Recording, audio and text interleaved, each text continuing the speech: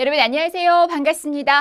드디어 1강 이 자리에 서 있습니다. 여러분께서 아마 제 OT 영상 보시고 중식, 일식, 보거 조리 기능사, 명품 기본 이론을 선택하셨을 거라고 생각을 하면서 1강 기쁜 마음으로 한번 같이 시작해 보도록 하겠습니다. 모든 강의의 첫 시간에는요, 이 챕터, 지금 챕터 1을 할 건데요. 어떻게 구성이 되어 있으며 우리는 어떤 식으로 접근할 것인지에 대해서 먼저 확인 작업하고 들어가도록 하겠습니다. 보시게 되면 공부 범위를 한눈에 한번 보고 넘어가도록 하지요. 지금 우리가 하는 파트는 챕터 1입니다. 위생관리인데 위생이라고 하는 것은 우리가 생명을 지킨다와 직결될 수 있는 아주 중요한 부분이기 때문에 이론뿐만 아니라 실기에서도 위생과 안전에 대한 거는 굉장히 중요한 파트라고 할 수가 있겠습니다. 그러면서 이 챕터 1은요, 총 6개의 카테고리로 나뉘어져 있습니다. 첫 번째 하게 되면 개인 위생 관리, 그 다음에 식품 위생 관리, 그리고 주방 위생 관리, 그 다음에 중요한 식중독 관리, 굉장히 중요하고요. 관계 법규 조금 어렵지만 여러분들 중요하다라고 하는 거 몇 가지를 보고 넘어갈 관계 법규, 그리고 마지막 식중독의 쌍벽을 이룰 수 있는 감염병, 인수공통, 감염병에 해당하는 공중보건까지 해서 총 6개의 카테고리로 나뉘어져 있습니다. 그래서 제가 OT 시간에 설명을 드렸지만 굉장히 많은 문제 수를 차지하고 있는 부분이기 때문에 여러분들이 난 단순함기가 조금 자신 있는데 라고 생각이 되어지시는 분들이라면 이해보다는 암기를 바탕으로 하는 단원이다라고 생각하시면 조금 더 마음의 준비가 더욱 잘 될 것 같습니다. 눈으로 한번 보았으니까 본격적으로 우리는 개인 위생관리 챕터 1에서 섹션 1을 한번 같이 들어가 보도록 하겠습니다. 여기는 어렵지 않습니다. 저랑 그냥 가볍게 어떻게 이루어져 있구나 워밍업 하듯이 지나가시면 될 것 같은데요. 위생관리부터 한번 보도록 하겠습니다. 위생관리라고 하는 것은 음료수를 처리하고 쓰레기, 분뇨, 하수와 폐기물 처리, 공중위생, 접객업소와 공중이용시설 및 위생용품의 위생관리, 조리, 식품 및 첨가물과 이에 관련된 기구, 용기, 포장 중요합니다. 기구, 용기, 포장의 제조와 가공에 관한 위생 관련 업무를 다 통칭해서 위생관리의 기준의 범위로 본다라는 거예요. 어렵지 않아요. 너무 적으려고 애쓰지 마시고요. 가볍게 쫓아오시면 됩니다. 왜 위생관리를 할까요? 조리를 하는 데 있어서 위생관리는 제가 필수하다라고 했었습니다. 식중독 위생사고를 예방해야 되겠죠. 위생법 및 행정처분의 강화, 잘못된 걸 고쳐야 되겠죠. 더 이상의 피해가 있지 않도록. 안전한 먹거리로 그 식품의 가치를 상승시켜야 되겠죠. 청결한 이미지로 점포의 이미지를 개선해야 합니다. 고객의 만족과 대외적 브랜드 이미지 관리를 해줌으로써 궁극적으로는 매출의 증진을 초래할 수가 있겠다라는 겁니다. 위생관리 기준도 한번 보겠습니다. 건강진단입니다. 식품이나 첨가물을 채취, 제조, 가공, 조리, 저장, 운반 또는 판매하는 일에 직접 종사하는 영업자 및 종업원은 영업 시작 전 또는 영업에 종사하기 전에 미리 건강검진을 받아야 합니다. 그래서 여러분들이 조리사 자격증을 따고 어떤 곳에 취업하기 위해서는 또 다른 조리사 자격증과는 다른 건강진단을 꼭 받아서 제출해야 된다는 것도 아셔야 되고요. 정하는 바에 따라서 매년 1회씩 받게끔 되어 있더라라는 것도 참고로 알아두시면 좋을 것 같습니다. 하지만 다음에 질병에 걸린 사람은 영업에 종사하지 못한다라고 명시되어 있습니다. 문제가 나온다면 여기서 하나 정도 가볍게 출제될 수 있는데요. 보시면 소화기계 감염병에 걸린 사람은 종사하지 못합니다. 당연하겠죠.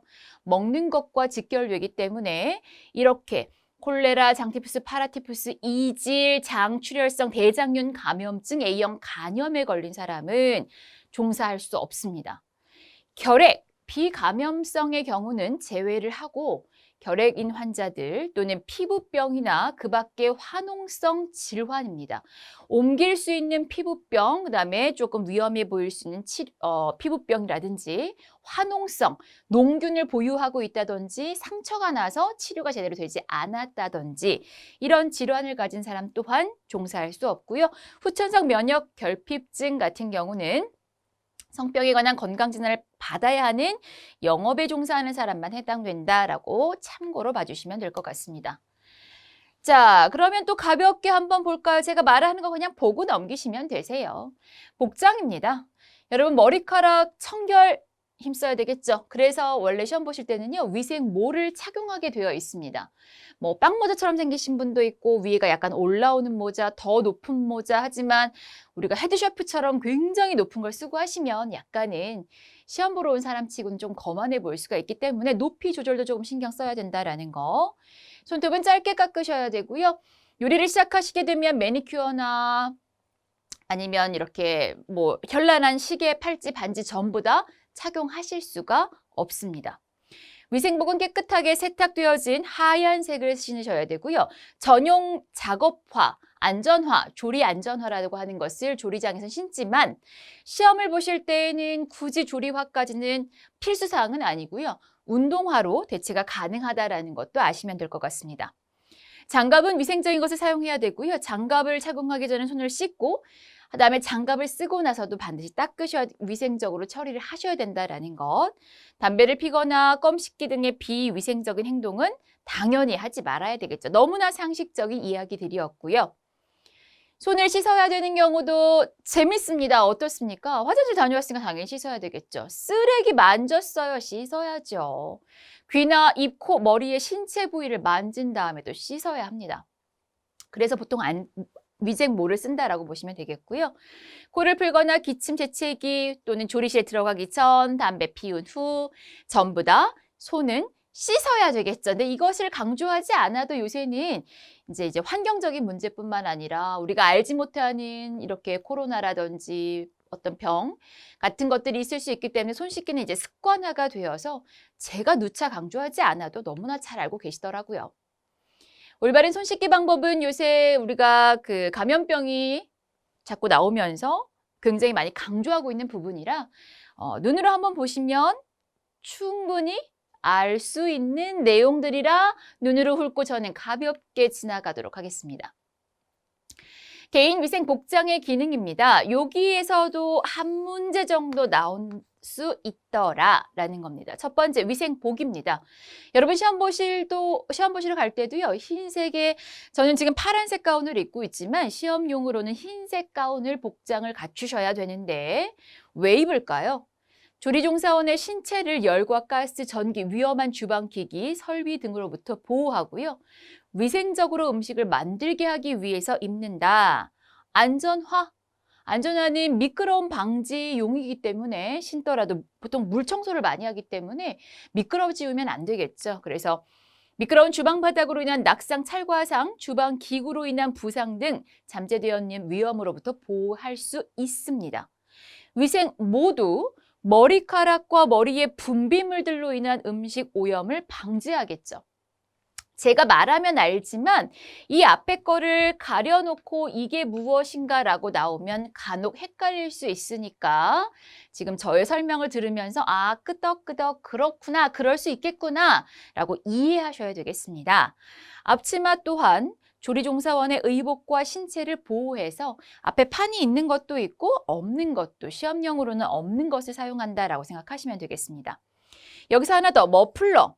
조리과 친구들이 대부분 머플러를 많이 쓰고 하고요. 호텔에서도 셰프들이 머플러를 많이 쓰고 있습니다. 이렇게 노란색, 빨간색, 회색, 현란한 거 보신 적 있으실 거예요. 저게 무슨 계층을 나타내나 무엇인가라고 생각하기 쉽지만 주방에서 발생하는 상해의 응급조치, 옆에 친구가 크게 칼에 다쳤어요. 그럼 머플러를 풀러서 지혈을 한다든지 보호해준다든지 이런 용도를 위해서 응급조치를 위해 쓰는 것이 바로 머플러가 되어진다라는 것 또한 알고 계셔야 되겠습니다. 자, 식품위생에 관련된 질병을 마지막으로 한번 보자면 이거는 제가 앞으로 이 1챕터에서 굉장히 중요하다라고 하는 설명을 많이 드릴 거기 때문에 여기는 지금 이제 처음이니까 잘 모르실 거예요. 그냥 가볍게 보고 넘어가면서 저랑 뒤에 수업을 다 듣고 나서 다시 한번 앞으로 가서 정리하는 작업을 하시면 훨씬 더 효율적이다라는 것 기억해 주시면 될 것 같습니다. 자, 세균성 일단 식중독으로 분류가 되어지는데 감염형과 독소형으로 나뉘어진다라는 거. 제가 굉장히 중요하게 설명을 드리겠지만 식중독은 첫 번째 세균성이 있어요. 감염을 시키느냐, 그 독을 이용해서 독들이 번식하느냐에 따라서 나뉘어지고요. 바이러스성이 있어요. 바이러스성 같은 경우는 공기나 물 이런 접촉 등에 의해서 노로바이러스, 그다음에 간염 바이러스 같은 것이 있더라. 눈으로 살짝 확인하시고요. 자연독이 있습니다. 스스로가 가지고 있는 독으로 인해서 식물성, 동물성, 곰팡이독, 알레르기성, 이것도 또한 제가 뒤에서 다시 한번 설명드릴 텐데 감자에 솔라닌, 보거에 테트로톡신 저랑 같이 이제 외우실 거예요. 거기에 해당되는 것들, 붉은살 생선 먹고 알레르기성 식중독까지도 나뉘어지더라. 화학성은요, 혼입독입니다. 그래서 농약이라든지 첨가물, 포장재 유해물질, 오염식품의 중금속 등에 의해서도 질병이 걸릴 수가 있더라. 가볍게 우리가 섹션 1을 하면서 지나가도록 할 거고요. 두 번째, 식품위생관리 본격적으로 한번 진행해 보도록 하겠습니다. 이제 여러분들이 식중독, 감염병, 기생충 이런 질병들을 나눌 건데요. 그거를 알기 위해서 여러분들이 알아야 되는 용어가 바로 미생물이다라는 겁니다. 미생물, 좀 친근하게 다가가야 되는 용어인데요. 사전적으로는 작은 생물이라는 의미인데 육안으로는 식별이 불가능해요. 눈으로 미생물이 보이진 않아요. 현미경으로만 식별이 가능한 생물에 대한 총칭을 미생물이라고 한다라는 겁니다. 이러한 미생물은 사람이나 동식물에게 병을 일으키는 병원성과 병을 일으키지 않는 비병원성으로 나누고 이 비병원성 미생물은 식품을 변질, 부패시키는 해로운 미생물과 발효, 양조 등에 이용되는 이로운 미생물로 구분되어진다. 그렇겠네 라고 아셨으면 돼요. 그럼 우리가 미생물에 대해서 이제 본격적으로 6개를 한번 배워볼 거예요. 기능사형에서 우리가 뭐 미생물학과도 아니고 거기에 너무 집중하실 필요는 없지만 대체적으로 미생물이라고 하는 것이 이렇게 6개로 분류가 되어지는구나. 각각이 어떤 거구나 정도는 대략적으로는 알고 계셔야 됩니다. 곰팡이 같은 경우는요. 진핵세포를 가진 다세포 미생물로서 실 모양의 균사체를 형성하기 때문에 사상균이라고도 합니다. 포자법에 의해 무성생식을 해서 증식을 하고요. 곰팡이 같은 경우는 수분이 없어도 잘 자랄 수 있는 미생물의 분류 중에 하나에 속합니다.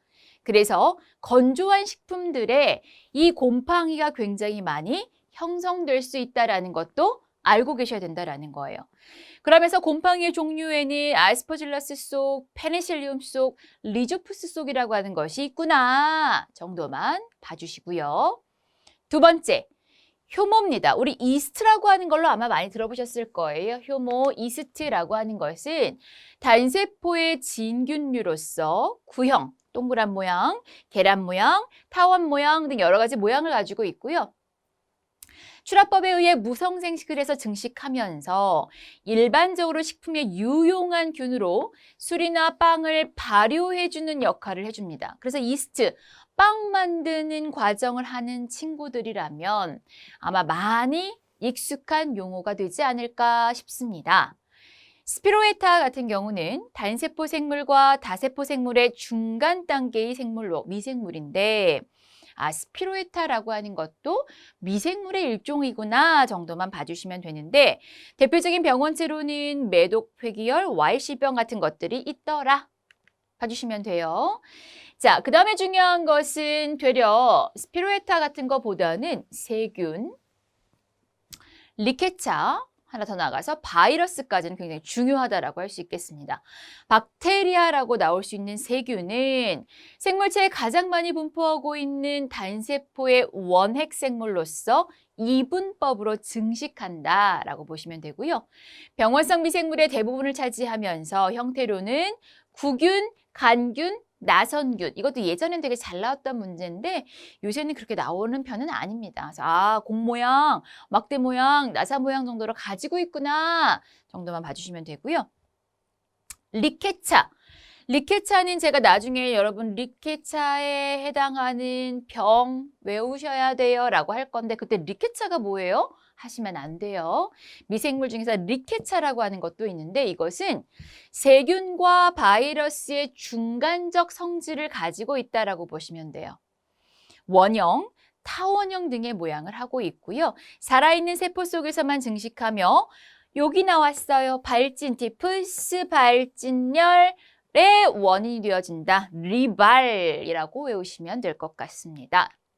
마지막 바이러스는 크기가 제일 작은 미생물이에요. 제일 작아요. 바이러스, 비루스 다 같은 말인데 세균 여과기에 보통은 걸으면 모든 미생물들이 다 걸리지만 너무나 작아서 걸려지지 않는 유일한 미생물이 바로 바이러스구나 정도만 봐주시면 되는데 살아있는 세포에 기생하여 증식하면서 숙주를 통해 필요한 영양분을 합성해 줍니다.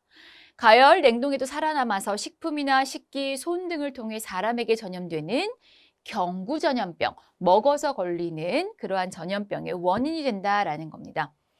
미생물의 크기는 제일 큰 게 곰팡이고요. 제일 작은 게 바이러스, 바이러스가 제일 작구나 정도만 봐주시면 되겠습니다. 필수 용어 정리를 제가 책으로 분류를 해뒀어요. 여러분들이 공부를 하다 보니까 이게 도대체 무슨 말이에요, 얘는? 막 사전 찾아가기도 어렵고 힘들어 하시는 분들이 있어서 제가 용어를 조금 살짝 정리해 두었습니다. 빈번하게 보실 수 있는 용어인데 무성생식이라고 하는 거. 암수의 생식세포의 결합이 없이 단독으로 그냥 개체가 막 번식되어지는 게 무성생식이라고 보시면 되고요. 그중에 포자법이라고 하는 것이 있는데 포자라는 매우 작은 알갱이로부터 싹이 터서 번식하는 방법을 포자라고 합니다. 그중에 출합법은 세포의 일부분이 떨어져 나가서 하나의 세포가 되는 번식 방법이고요. 분열법이라고 하는 것은 모체의 몸이 분열해서 각각의 새로운 개체가 되는 번식 방법을 말하고요. 포자, 아포라고 하는 것은요. 무성생식을 하기 위한 생식세포로 아포, 홀씨, 세포의 종자, 씨라고까지 기억해 주시면 아포가 이제 그런 말이구나까지도 아실 수 있을 겁니다. 자, 미생물을 했어. 우리가 이제 정말 워밍업처럼 이제 슬슬 달리기 시작하는 거예요. 미생물이 준비가 되어 있어요. 갖춰졌어요. 이것들이 번식하고 늘어나고 하기 위해서는 이제 생육에 영향을 주는 요인, 요건을 아셔야 된다라는 겁니다. 그 중에서 5가지가 있는데 영양소, 수분, 온도, 산소, pH가 있어야지만 잘 자라지만 5개가 다 충족되지 않더라도 영양소, 수분, 온도 이 3가지를 3대 요소라고 한다. 이 3가지는 아주 중요하게 갖춰져야 미생물도 번식을 할 수가 있다라는 겁니다. 그 첫 번째 영양소입니다. 당연히 사람도 먹을 게 있어야 살 수 있듯이 미생물도 영양분이 있어야 살 수 있겠죠? 탄소원, 질소원, 무기질 이런 비타민, 영양분이 있어야 되고요. 2번째, 수분이 있어야 됩니다. 사람도 물이 있어야 살 수 있듯이 미생물의 몸체를 구성하고 생리 기능을 조절하는 데 절대적으로 필요한 게 수분이다라고 보시면 되겠죠. 종류에 따라 함량의 차이가 있지만 일반적으로는 40% 이상만 있어주면 웬만하면 미생물이 살 수 있다라는 거예요. 그런데 이 40% 이하로 다운을 시켜도 굉장히 적은 양의 수분이 존재하여도 살 수 있는 유일한 미생물이 바로 곰팡이라고 보시면 돼요. 즉 40% 이상은 있어야 되지만 없다고 하더라도 15%에서 한 40%까지 번식은 할 수 있어요. 그래서 15% 미만이면 미생물이 번식할 수 없지만 곰팡이를 고려하자면 11% 이하까지 다운을 해야지만 곰팡이조차도 살 수가 없다란 얘기입니다. 적은 수분의 환경으로도 살 수 있는 게 바로 곰팡이다 그 말이에요. 온도입니다. 보통은 0도씨 이하거나 80도씨 이상이면 미생물은 번식할 수 없지만 온도에 따라서 미생물을 구분해 줄 수가 있습니다. 이렇게 저온에서 잘 자라는 증식하기 위한 최적 온도는 암기 하나 들어갑니다. 여러분 밑줄 치고 별표입니다. 저온균 15에서 20도, 중온균 25에서 37도, 고온균 50에서 60도, 중온균이라고 보시면 돼요. 가운데 중자예요. 그러면서 각각의 최적 온도에 따른 미생물을 구분하실 수 있어야 합니다. 그중에서 대장균은 최대 증식 온도가 3, 40도, 최대 성장 가능 온도가 넓게 8에서 한 45도, 각각의 최적 온도, 특히나 중온균 잘 나오니까 암기해 주시는 게 좋습니다. 네 번째, 산소입니다. 우리도 뭐예요? 산소가 있어야 당연히 살겠죠. 미생물도 마찬가지인데 미생물은 산소를 필요로 하는 미생물도 있지만 필요로 하지 않는 미생물도 있습니다. 그래서 증식에 산소를 필요로 하는 균을 호기성, 좋아할 호자라고 생각하시면 돼요. 곰팡이나 효모나 식초상균 같은 것이 있고요. 산소를 필요로 하지 않는 균은 혐기성이라고 합니다. 싫어할 혐자를 생각하시면 되는데 혐기성은 또 두 가지로 나뉘어집니다. 통성혐기성, 편성혐기성. 통성은 산소가 있거나 없거나 상관이 없어요. 그걸 통성이라고 해요. 편성은 산소가 절대적으로 싫어해요. 산소가 없어야 돼요. 그거를 편성혐기성 세균이라고 합니다.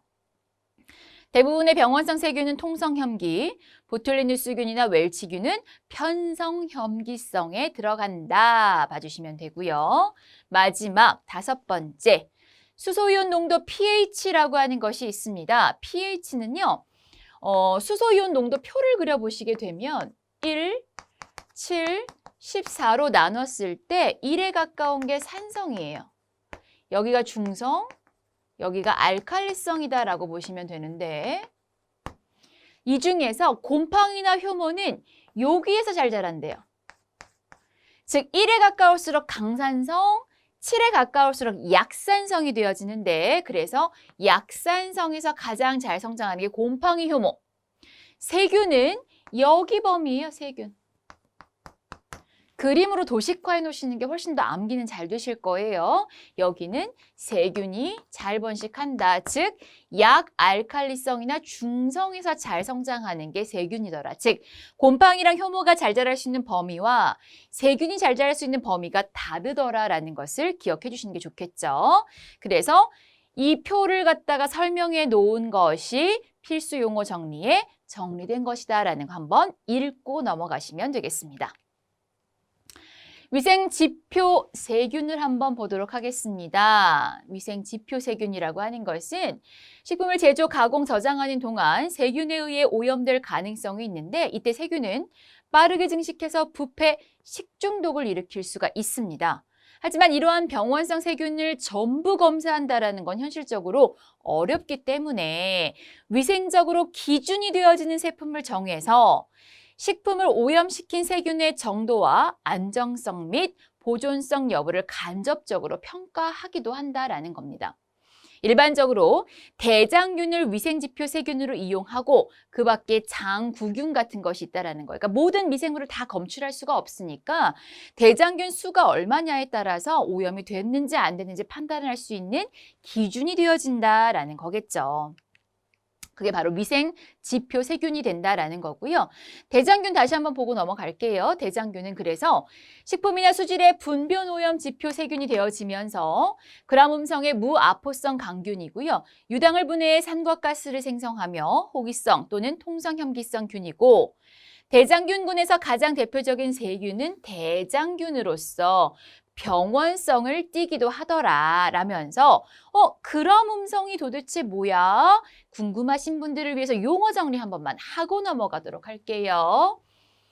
뭐 여러분이 다 하실 수는 없어요. 솔직히 제가 늘 말하지만 100점 만점이 아니라 60점만 넘으시면 합격이 되어지세요. 몇 개 맞아야 돼요? 36개요. 100%다 맞을 필요도 없어요. 100점이나 60점이나 똑같이 합격이라고 나옵니다. 그러니까 너무 일일이 다 연연하려고 애쓰지 말란 얘기예요. 가볍게 보고 넘어갈게요. 그람 음성이라고 하는 것은 그람이라고 하는 사람이 만든 염색법입니다. 그래서 염색을 했을 때 음성의 결과를 보이는 색은 보라색인데 음성의 결과, 그러면 그람 음성이고요. 양성의 결과는 붉은색이에요. 이것을 말하는 게 그람 음성, 그람 양성이다라고 보시면 되겠습니다. 유당은 우리가 뒤에서 재료 관리에서 다시 설명을 드리겠지만 탄수화물 중에서 2당류의 일종으로서 포도당과 갈락토스가 결합된 당이더라. 그러니까 뒷강의를 먼저 들고 넘어오시면 나 이거 알아! 이렇게가 될 수 있다란 얘기겠죠. 그래서 요거는 뒤에서 다시 한번 설명할 거니까 포유동물의 유즙에 많이 들어있구나. 그렇구나 정도만 봐주시면 될 것 같습니다. 그럼 이 미생물이 왜 중요할까요? 음식에 미생물이 번식함으로 인해서 음식이 변하겠죠. 그래서 나온 게 식품의 변질이 되어진다라는 거예요. 이제 중요한 거 슬슬 들어가요. 변질이란 식품이 어떠한 요인에 의해서 성분이 변화하여 영양소가 파괴되고 원래의 특성을 잃어서 맛이나 냄새, 색, 형태 등의 성질이 변하게 되는 것을 먹을 수 없게 되어지는 것을 우리는 변질이라고 말합니다. 왜 변질돼요? 미생물이 번식하니까 그렇겠죠. 식품에 함유되어 있는 효소의 작용 및 산화로 인해서도 변질될 수가 있다라는 겁니다. 그럼 좀 더 종류로 한번 들어가 보도록 하겠습니다. 변질, 변한 거예요. 먹을 수 없을 정도로. 그런데 변질은 큰 의미의 용어라면 어떠한 음식이냐에 따라서 부패냐, 풀안이냐, 변패냐, 산패냐로 나눌 수 있다는 거예요. 그러니까 여러분들이 조리를 배움으로 인해서 이제 유식해져 가기 시작해요. 변질이라고 잘 모르면 그냥 변질이라고 말하시면 되는데 부패라고 하는 것은 단백질 식품이 변한 거예요. 똑같이 단백질 식품인데 산소를 싫어하는 균, 염기성 세균에 의하면 부패, 산소를 좋아하는 미생물에 의하면 후란이라고 합니다. 그런데 부패가 후란보다는 좀 더 많이 쓰이고 우리가 육안으로 염기성인지 호기성인지 구분할 수 없기 때문에 대부분 단백질 식품이 변화하면 우리는 부패 정도라고 설명을 한다라는 거죠. 변패는요. 단백질 식품은 뭐예요? 고기나 그러니까 육류 같은 경우가 다 단백질 식품이라면 탄수화물이나 지방식품이에요. 특히나 탄수화물이에요. 밥, 빵 이런 것들이 다 탄수화물 식품인데 이게 변해지면 변패라고 한다는 거예요.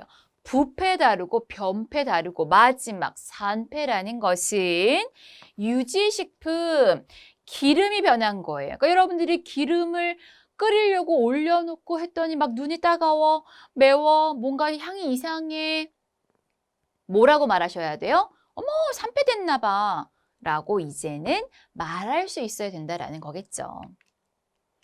그런데 앞에 나온 4가지들은 전부 먹을 수 없는 상태예요. 여러분들 부패된 거 먹을 수 있나요? 산패된 거 먹을 수 있나요? 못 먹어요. 하지만 똑같이 미생물에 의해서 바뀌었으나 발효라고 하는 것은 훨씬 더 좋은 성분, 알코올이나 유기산과 같은 것이 생성이 되어지는 현상을 발효라고 합니다. 그렇다면 부패, 변패, 산패와 발효의 차이점은 뭘까요? 질문. 그렇죠. 먹을 수 있느냐, 없느냐의 차이가 있다라는 겁니다. 상식적으로 알지만 문제로 딱 나오면 의외로 못 푸시는 분들이 계세요. 그래서 저랑 제가 물어봤을 때 대답할 수 있는 당신이라면 잘 쫓아오고 계신 겁니다. 그래서 식품의 부패 시 발생하는 유해물질은 황화수소, 아민류, 암모니아, 인돌, 메르캅탄 같은 것이 생성이 될 수 있다라고 보시면 되겠죠. 자, 그럼 부패를 판정하는 거는 어떤 게 될까? 여러분, 여러 가지 검사들이 있어요. 근데 이제 우리는 조리사들이 그냥 육안으로 판별하는 거를 대충 관능 검사, 눈으로 보여지는 검사 정도라고 하겠는데 부패를 판정하는 것은 보면 악취가 나고 변색이 되어지면서 먹을 수 없게끔 되어지는데 눈으로 보이면 다행인데 보이지 않는 경우들이 있습니다. 그래서 그런 것들을 판정하는 방법에는 관능검사, 생균수 검사, 화학적 검사 같은 것이 있다라는 거겠죠. 관능, 시각, 후각, 미각, 촉각, 감각을 이용해서 검사하는 거에서 관능검사 많이 합니다. 생균수, 증식하는 세균의 수를 세서 부패 여부를 판정하는 건데 요거 중요해요. 요거. 별표입니다. 세균의 수가 식품 1g당 10의 5승인 경우는 안전하다라고 보지만 초기 부패, 이제 부패가 막 진행될 거야. 진행되고 있어. 처음 시작이네 라고 하는 기준이 10의 7에서 10의 8승. 요건 문제로 잘 나와요. 별표 꼭 해두시고 10의 7에서 8승 암기. 화학적 검사할 수 있습니다. 이제 이거는 전문가들이 하겠죠. 수소이온 농도, 어류는 pH가 5.5 정도이면 신선하지만 산성보다는 알칼리에 가깝게 되면 초기 부패로 본다라는 거예요. 그러니까 생선 같은 경우도 산성식품에 가깝다라고 보셔야 되겠죠. 휘발성 염기질소 VBN이라고 합니다. 이거는 육류의 신선도를 나타내는 지표로 이용이 되어지면서 10에서 20mg이면 신선한데 3, 40mg 정도면 초기 부패, 50mg 이상이면 부패로 봅니다. 요거 3, 40 암기. 트리메탈아민 TMA라고 하는데 어류의 신선도 검사에 이용이 되어지면서 4에서 6mm 초기 부패가 되는 것들에 대한 기준을 조금 암기해 주시는 것이 좋다라는 거. 히스타민, 어패류의 단백질이 분해되면서 아미노산 히스티딘이 탈탄산 작용이 일어나서 생성되면서 알레르기성 식중독. 생선 먹고 났더니 막 온몸이 가려워요. 그게 바로 히스타민의 함량이 늘어났기 때문에 면역력에도 문제가 있지만 알레르기성 식중독도 일으킬 수가 있다라는 것 알고 계시면 되겠습니다. 아까도 말했지만 휘발성 염기질소라고 하는 용어는 미생물의 작용에 의해서 단백질 식품이 부패할 때 생기는 암모니아, 아민 이러한 모든 것들의 총칭을 말한다라는 거예요. 자, 그러면 누구도 미생물이 막 번식하고 있는 걸 먹고 싶은 사람이 없겠죠. 그러면 관리를 잘 하셔야 됩니다. 미생물을 어떻게 해야 번식할 수 없게끔 하는가? 식품의 보존법 들어가도록 하겠습니다. 변질을 방지하고 안전하게 먹을 수 있기 위한 방법들 중에서 첫 번째 건조법. 와, 쉬워. 용어 알 수 있을 것 같아. 설명 안 들어도 뭐예요? 수분을 없애주는 거겠죠. 수분의 함량을 15% 이하로 감소시켜주는 방법이지만 아까도 말했지만 미생물을 고려한다면 11% 이하까지도 다운시켜야 된다라는 것 건조법입니다. 어떤 건조가 있느냐? 건조에도 다양해요. 이제 여러분들 점점 정말 정보가 많아지고 아는 것들이 더 넓어진다라고 생각하시면 좋을 것 같아요. 할 거 너무 많아. 공부 싫어. 이렇게 하시는 것보다 와, 나 좀 똑똑해져 가는 것 같아. 이 느낌으로 하셔야 공부도 즐겁다는 얘기입니다. 보세요. 건조도 이렇게 많아요. 일광건조, 열풍건조, 고온건조, 직화건조, 분무건조, 동결건조. 와, 건조가 이렇게 많았나? 할 정도라는 거죠. 일광건조예요. 말 그대로 그냥 볕을 쬐는 건조가 되겠죠? 열풍건조, 가열한 공기로 건조시켜주겠죠? 고온건조, 90도 이상의 고온에서 건조를 시켜주겠죠? 직화건조, 백원법이라고 하는 겁니다. 그래서 우리가 차 같은 경우는 다 대부분 백원법을 많이 써요. 불을 식품에 직접 접촉해서 건조시켜주는 방법. 분무건조라고 하는 것은요, 분유인데 여러분 분무기 아시죠? 거기다 우유를 넣고 뿌린다고 생각을 해보세요. 그러면 알갱이가 막 분사돼서 나올 때 수분을 쫙 빼주는 거예요. 그럼 알갱이가 두둑 떨어지겠죠? 그게 바로 분무건조가 되어진다라는 거고요. 동결건조는 얼렸다가 말려주는 거로서 대부분이 이제 당면이라든지 한천 같은 것이 있습니다. 동결시킨 다음에 얼음을 승화시켜 건조해주는 방법, 동결건조법의 당면과 한천, 우뭇가사리로 만들어주는 거고 고구마 전분으로 만들어주는 게 당면이 되겠죠. 지금 한 게 뭐예요? 졸면 안 돼요. 건조법 했어요. 우리가 온라인 수업의 가장 큰 단점은 제가 여러분들을 일일이 체크할 수가 없다는 걸 졸고 있는지 보통 현장에서 수업하면 이 정도 되면 이제 눈이 가물가물해지십니다. 졸면 안 돼요. 이제 겨우 워밍업일 뿐이에요. 이제 앞으로 점점 어려워집니다. 냉장냉동이에요. 0도씨 이하에서는 발육이 억제되기 때문에 발육을 막기 위해서 보통 0도씨 이하에서 보존하는 걸 냉동이라고 하고요. 0에서 10도에서 보존하는 걸 냉장이라고 하겠죠. 아는 내용이야. 냉장이라고 하는 것은 우리 냉장고 생각하시면 되겠죠. 미생물의 증식을 완전히 억제할 수는 없어요. 100%는 안 돼요. 장기간 보존도 안 돼요. 하지만 단기간, 그렇죠? 한 며칠? 이 정도는 가능하다라는 거예요. 그래서 채소나 과일, 우유, 달걀 같은 것이 저장하는 게 냉장법이라면 저장법. 예전에 냉장고가 없는 시절에는요. 움을 서늘하게 팠어요. 움을 파서 거기다 놔뒀다는 거예요. 서늘하게 만들어주는 거 인위적으로. 보통 10도 정도라고 보시면 될 것 같습니다. 그래서 채소나 감자, 고구마, 김치 이런 것도 다 저장법을 많이 썼다라는 얘기죠. 자, 그렇다면 이번엔 냉동법에 대해서 한번 설명해 보도록 하겠습니다. 냉동입니다. 식품을 마이너스 15에서 마이너스 40도의 온도에서 얼려서 보존하는 방법을 말합니다. 미생물이 이용할 수분이 얼기 때문에 미생물의 생육이 일시적으로나마 억제되는 거지만 장기간 보존 가능할 수 있지만 사멸되지는 않는다라는 것을 기억하셔야 될 것 같습니다. 그래서 상온의 식품을 내놓게 되면 다시 미생물이 증식하게 되니까 그런 것 또한 기억해야 된다. 전체 다 죽는다 이런 말이 나오면 안 되겠죠. 육류나 어패류 등을 저장하는 방법이 되어지는 게 바로 냉동법이다라고 보시면 되고요.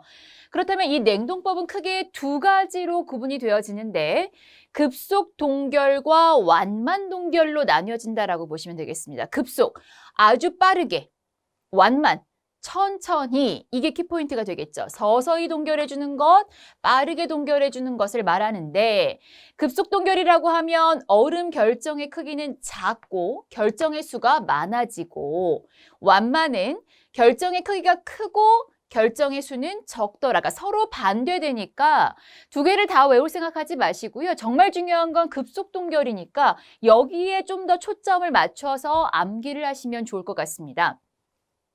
단백질의 변성이 적어서 식품의 원상 유지가 가능하고 드립이라고 하는 것은 얼렸다가 녹일 때 나오는 그 액즙을 말합니다. 이것의 발생이 적은 것일수록 좋은 거겠죠. 식품과 얼음의 분리가 거의 나타나지 않으면서 수분이 식품 속으로 재흡수되어서 조직이 좋더라. 훨씬 더 좋은 쪽에 해당하는 것이 급속 동결이다라고 보시면 될 것 같아요. 천천히 얼리는 것보다는 빠르게 얼려야 훨씬 더 유지, 그 상태가 가능하다라는 거고요.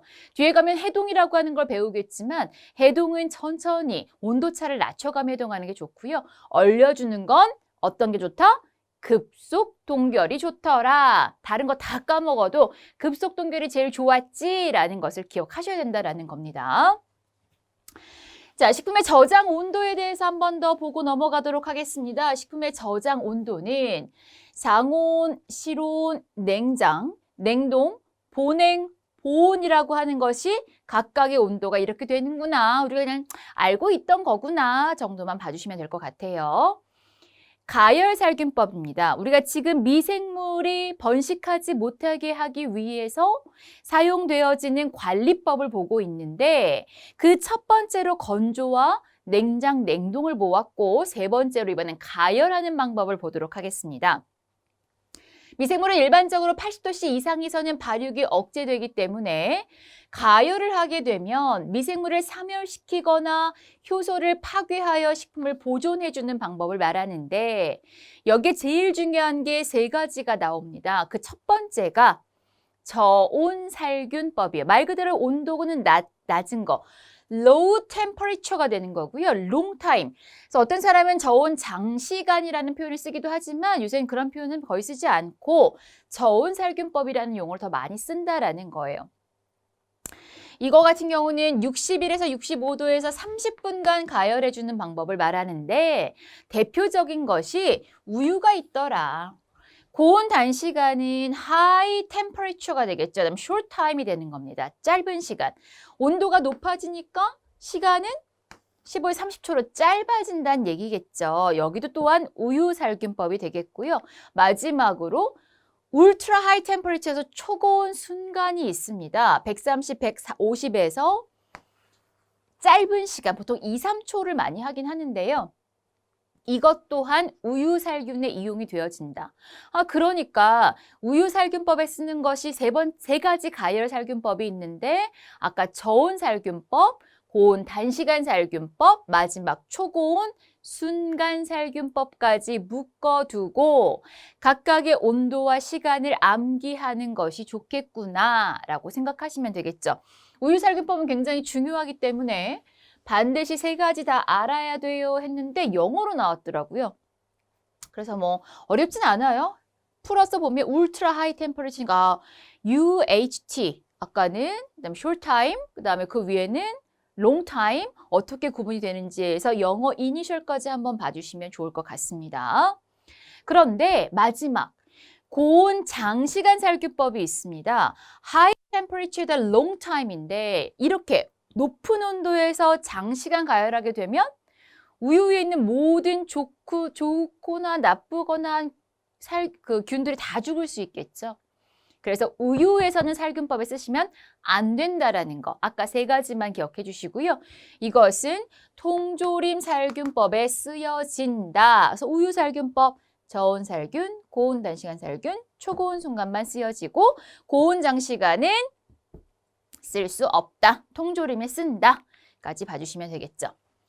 자, 네 번째입니다. 조사살균입니다. 조사살균. 자외선이나 방사선을 쬐어주는 걸 말해요. 그래서 품질에는 영향을 미치지 않지만 식품의 내부까지는 살균할 수가 없는 것이 특징이다라고 보시면 되겠습니다. 자외선 살균, 살균력이 강한 2500에서 2800의 옴스트롱 파장의 자외선을 쪼여서 살균해주는 방법을 말하고요. 방사선 살균이라고 하는 것은 코발트 60선이라고 하는 걸 알아두셔야 돼요. 이건 나쁜 것이 아니라 살균을 할 수 있는 방법이다라고 생각하시면 될 것 같습니다. 그래서 포장식품 등에 많이 이용이 되어진다라고 보시면 될 것 같고요. 다섯 번째, 절임법입니다. 절임이라고 하는 것은요, 크게 염장과 당장과 산장으로 나뉘어진다는 걸 기억하셔야 되는데 염장이에요. 말 그대로 솔팅이에요. 소금 농도 10% 이상에다가 절여서 고삼투성에 의한 탈수 효과로 미생물의 생육을 억제해서 보존해주는 방법을 말합니다. 대표적인 게 뭐가 있겠습니까? 젓갈이 있겠죠. 소금을 새우에다 넣어서 안에 있는 수분이 빠지고 소금은 안으로 들어가면서 짭짤하게 절여지면서 보관 기간을 길게 해주는 염장법이 되어진다 라고 보시면 되고요. 10% 이상인데 젓갈 위의 소금 농도는 20에서 25%였다라는 것도 암기 문제에 간혹 나옵니다. 당장은요, 슈거링이겠죠. 설탕에다가 해주는 거예요. 설탕. 농도 얼마? 50% 이상이에요. 이 50과 10이 헷갈리시면 안 돼요. 소금은 10, 설탕은 50이었습니다. 세균의 생육을 억제시켜서 식품에 저장해주는 방법으로서 잼이나 젤리나 양갱이나 혹은 마멀레이드와 같이 달게 만들어서 보관 기간을 길게 해주는 방법을 뭐라고 한다? 당장법, 슈가링이라고 보시면 되겠습니다. 세 번째는 피클링이에요. 산장이라고 합니다. 산장법.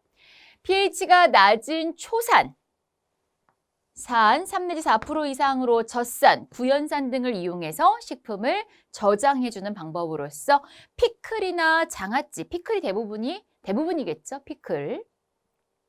그러면서 지금 용어 정리에 제가 다시 한번 해놨는데 염장법을 보시게 되면 요거를 구분하는 문제가 또 하나가 출제가 되었습니다.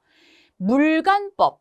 식품을 적당한 농도의 소금용액에 담가두게 되면 여러분 집에서 생선 같은 거 절이게 하려고 짭짤한 소금을 풀어놓고 담가두잖아요. 그걸 물간법이라고 해요. 마른 간법이라고 하는 것은 바짝 말리는 게 아니라 생선의 표면에다가 소금을 직접 뿌려주는 걸 말해요. 물을 섞지 말고 그냥 소금을 뿌려주는 걸 마른 간법이라고 하고요. 압착 염장법은 물관법에 돌과 같이 무거운 것을 얹어서 가압해 주는 걸 말해요. 그렇죠? 그러면 염수주사법이라는 것은 신속한 염장을 위해서 어육에 염수를 뿌려주는 거예요. 그래서 햄이나 베이컨 같은 것이 있더라. 염장법에도 종류가 다양하게 있더라라는 것도 참고로 기억해 주셔야 됩니다. 자, 이거를 뺀 나머지 염장, 당장, 산장 외웠어요? 그거를 뺀 나머지 두 가지 이상이 섞여지는 그 이외의 것을 복합처리라고 하는데 그 첫 번째로 훈연법이 나와 있습니다. 훈연, 연기를 그을려주는 거예요. 수지가 적은 나무에서 분비하는 액체, 조금 더 이해하기 쉽게 설명하자면 그냥 나뭇가지가 좀 적다라고 생각하시면 돼요. 그래서 나뭇가지가 적은 벚나무나 떡갈나무, 참나무 등을 불완전 연소시켰을 때 발생하는 연기를 식품에다 직접 그을려서 저장하는 방법이 훈연법이다. 그러니까 독특한 향이 나겠죠? 그래서 어떤 게 있냐면 햄이나 베이컨, 소세지 같은 것이 있더라. 하지만 훈연을 하다 보면 안 좋은 그 연기 성분, 페놀, 포르말데히드, 개미산 같은 것이 생성이 되기 때문에 안 좋을 수는 있다라는 것도 기억해 주시면 되겠습니다. 두 번째, 염건법입니다. 염장건조겠죠? 염장건조. 식품에 염을 넣은 다음에 건조시켜주는 걸 말해요. 그래서 굴비 같은 거, 소금에다가 절여놨다가 말려주는 거 꼬들꼬들.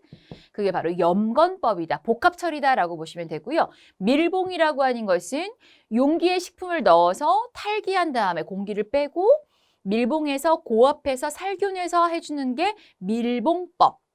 진공포장이나 통조림이 있겠죠. 가스 저장법 마지막 CA, Controlled Atmosphere이라고 해서 조성을 인위적으로 만들어주는 것을 말합니다. 가스 저장인데 탄소나 질소를 이용하여 공기 조성을 인위적으로 변화시켜주는 거예요. 인공적으로. 그래서 식품은 스스로 호흡작용을 하다 보니까 썩고 오래 보관 못하고 이렇게 되는 거니까 이걸 억제함으로써 보존해주는 방법을 가스 저장법이라고 하더라. 과실 저장고의 온도, 습도, 기체 조성 등을 조절해서 장기간 동안 과실이 저장될 수 있다라고 보시면 되고요. 채소나 과일, 달걀 등에 이용이 되어진다라는 것 또한 알고 계시면 복합 처리까지 공부를 했습니다. 쭉 연계되어지면서 제가 지금 하고 있는 말들이 어디에 누구네인지를 아셔야 돼요. 내가 지금 하고 있는 게 가스저장법을 막 설명을 했어요. 이게 뭘 하기 위한 것인가?